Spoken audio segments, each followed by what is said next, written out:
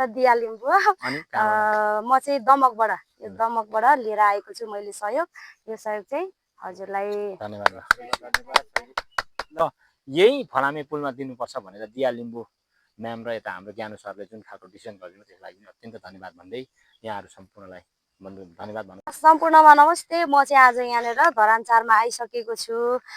यो पैसा चाहिँ दार्चुलाको लागि पठाइदिनु भएको थियो।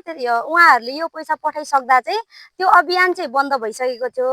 अनि उहाँहरूले जहाँनिर आवश्यकता पर्छ तिनीर यो पैसा चाहिँ लगिदिनु भन्नुभएर म आज धरान 4 मा आएको छु। यो 4 नम्बर ले चाहिँ यता 7 र 14 13 र 14 जोड्दो रहेछ।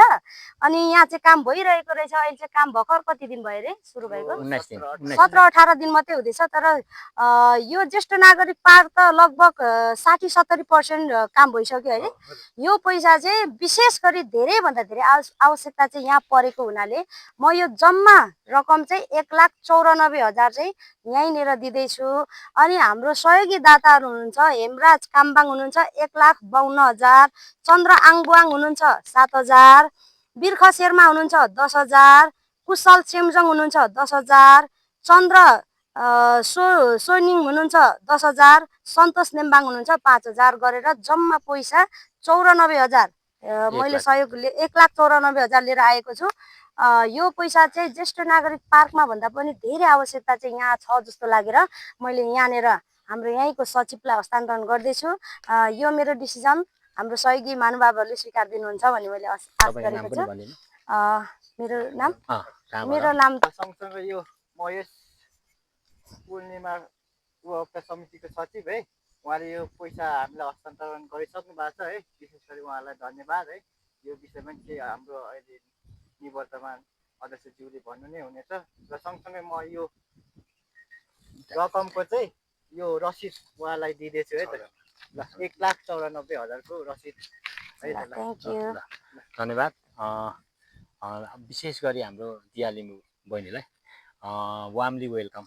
धरान 4 को यो 4 र 13 14लाई जोड्ने फलामे पुलको लागि उहाँलाई हामीले धेरैचोटि मिडियामा देखेको पनि र उहाँलाई फलो पनि गर्दै आएको र आज स्वयंलाई भेट्न पाउँदा हामी आफै पनि यो गौरवमाथि छौँ। यो के अरे पुल निर्माणको अध्यक्ष कान्छा राई, सचिव युदिन राई र कोषाध्यक्ष विष्णु राई हुनुहुन्छ। आज विष्णु राई अलिकति समय अभावले गर्दा यहाँ हुनुहुन्न। विशेष गरी हाम्रो ज्ञानु चामलिङज्यूलाई क्युआर टिमको अध्यक्ष उहाँ अत्यन्तै सहयोगी पनि हुनुहुन्छ।